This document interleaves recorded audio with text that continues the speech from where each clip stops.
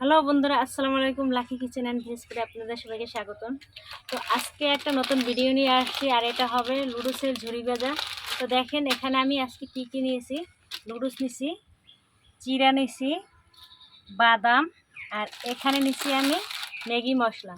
তো একদম খুব সহজ, আপনারা যে কেউ চাইলে খুব তাড়াতাড়ি এবং খুব সহজে এই ঝুরি ভাজাটা বানিয়ে ফেলাইতে পারেন। তো পুরো ভিডিওটা দেখবেন।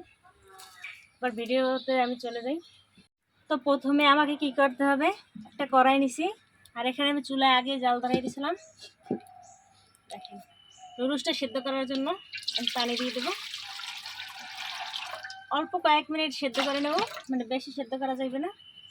তো পানি দিয়ে দিলাম, এখন পানিতে বলক চলে আসুক, তারপর নুডলসটা দিয়ে দেবো। তো দেখেন পানিতে বলক চলে আসছে, এখন নুডলসটা দিয়ে দেবো।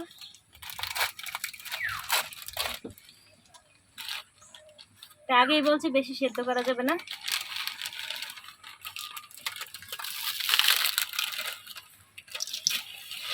একটু ভেঙে দিলাম।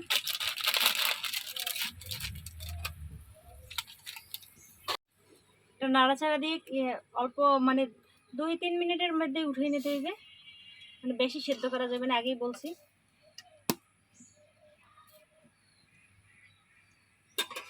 দেখেন এই যে আমার নুডলসটা হয়ে গেছে, এখন তুলে নেব। আমি আপনাদের দেখাই, এরকম একটু সেদ্ধ হলেই হইবে, পুরো সেদ্ধ হওয়ার দরকার নেই। এবার তুলে পানি সেঁকে নিই।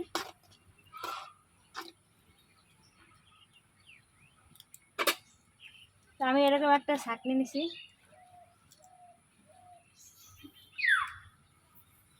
এখন তুলে সেঁকে নেব। তো দেখেন এটা সেঁকার পর আমি ঠান্ডা পানি দিয়ে আবার ধুয়ে নিছি, এখন কতটা ঝরঝর হয়েছে। তো এরকম পানি সেঁকে নিতে হবে। তো একটু সময় রেখে তারপর এরকম একটা খোলামেলা পাত্রে একটু সময় জন্য মেলে দিতে হবে, এরকম। তাহলে গায়ের পানিটা শুকিয়ে যাবে। তো আমি 2-3 মিনিটের মতো মেলে রাখবো এভাবে, যাতে গায়ের পানিটা শুকিয়ে যায়। তারপর তেলে ভেজে নেব।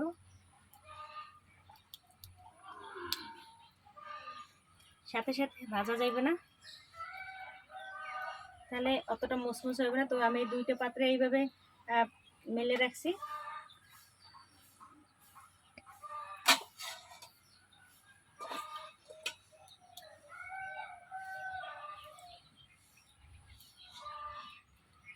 এবার 4-5 মিনিটের মতো রাখবো।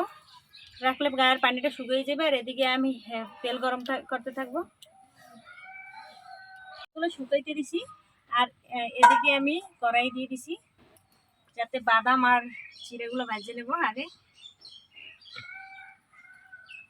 এই যে কড়াইতে তেল দিয়ে দিলাম।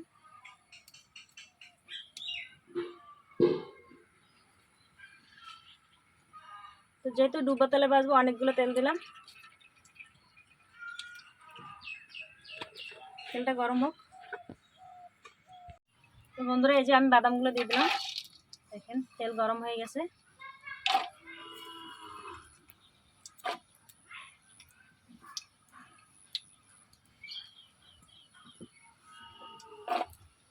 তো বাদামগুলো আগে আমি পরিষ্কার করে নিয়েছিলাম।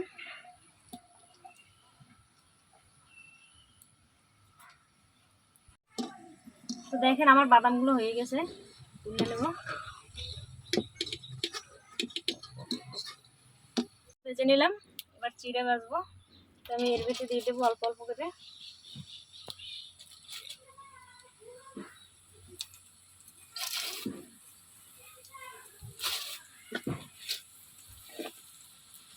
সবগুলোই দিয়ে দিই।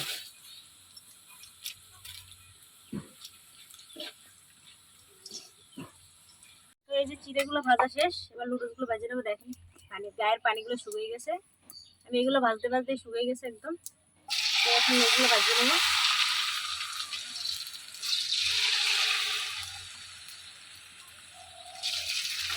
তো এই যে দেখেন নুডলসগুলো ভাজা শেষ, এবার তুলে নিই। সব নুডলসগুলো তুলে নিলাম, এখন অন্যগুলো ভাজিয়ে নেবো। তো এই যে সবগুলো এইভাবে করে ভাজিয়ে নেবো।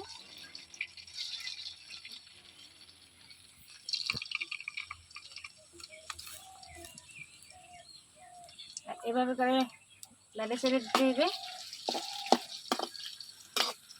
সবগুলো আমি এভাবে করে ভেজে নিই। যে দেখেন আমার ঝুরি ভাজাগুলো শেষ। এবার আমি ম্যাগি মশলা দিয়ে দেবো।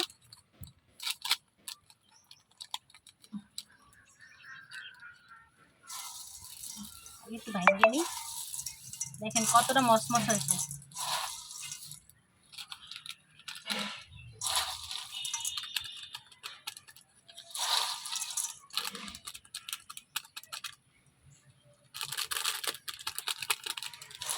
এর কারণে এতটাই মজা হয় বন্ধুরা।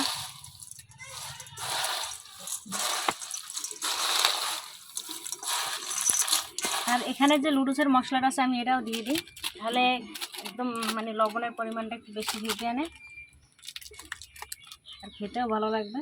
কিন্তু এই মশলাটা এত ভালো না, যদিও অল্প দিয়ে দেবো,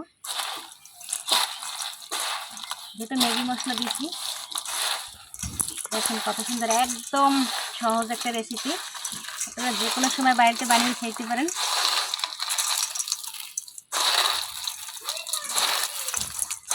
মজাদার একটা বিকেলের নাস্তা।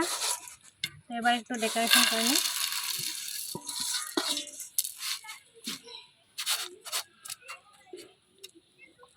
দেখেন এই যে আমার ঝুরি ভাজাগুলো কত সুন্দর হয়েছে, আর মশমশা কতটা দেখেন, এটা অনেক শব্দ হয়, মানে একদম মশমশা হয়েছে, খেতে দারুণ লাগে। এত মজা, আপনারা বাড়িতে বানিয়ে দেখবেন, খুব সহজ একটা রেসিপি। আর আমার চ্যানেলটা সাবস্ক্রাইব করে দেবেন, পেজটি ফলো করে পাশে থাকবেন সবাই। ভালো থাকবেন সবাই, আল্লাহ হাফেজ।